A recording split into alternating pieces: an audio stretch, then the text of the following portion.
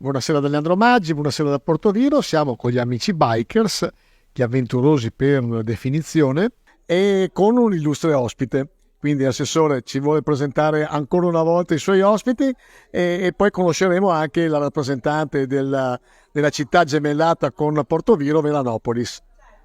Il piacere questa sera di avere ospite qui una cara amica che arriva da Veranopolis e che ama talmente tanto l'Italia che ogni tanto torna a farci visita. Lei torna in Italia molto volentieri, ha dei parenti e degli amici nel nord Italia, a Vicenza, ad Asolo e in altre città del Veneto, a Belluno, e questa sera si fermerà qui con noi proprio per godere di questa bellissima serata. Ha incontrato questa mattina il nostro sindaco e quindi è venuta a trovarci nel palazzo municipale e questa sera si è aggiunta a questo gruppo di amici che sarà qui con noi e quindi speriamo che lei possa vivere una bella serata. Ecco, ricordiamo chi sono questi tre bei personaggi che ormai sono famosi nel mondo, però magari così lo sottolineiamo, cosa hanno fatto, cosa faranno, questo poi ce lo dirà magari Mario, l'altro organizzatore, perché questi qua si girano metà mondo in bicicletta e portando anche i vari gonfaloni della città. Siamo tre quarti dei free biker, manca il quarto.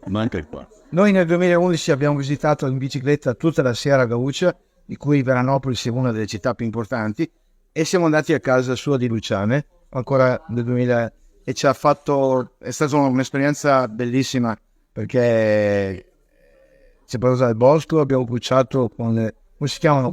È stato bellissimo, e quindi è stata un'esperienza. Da allora ci siamo mantenuti in contatto e adesso sono venuti a trovarci.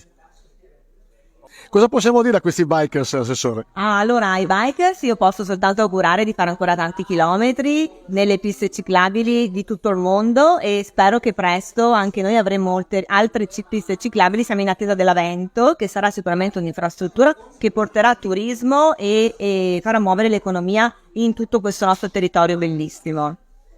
Stasera abbiamo qui Fane, che viene proprio da Veranopolis, e a noi ha fatto molto piacere che lei si sia voluta fermare qui con noi.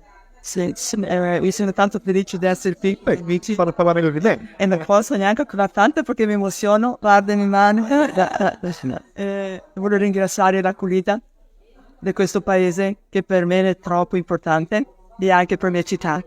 Voglio anche mantenere questa amicizia per tanti anni, per tutti gli anni della mia vita.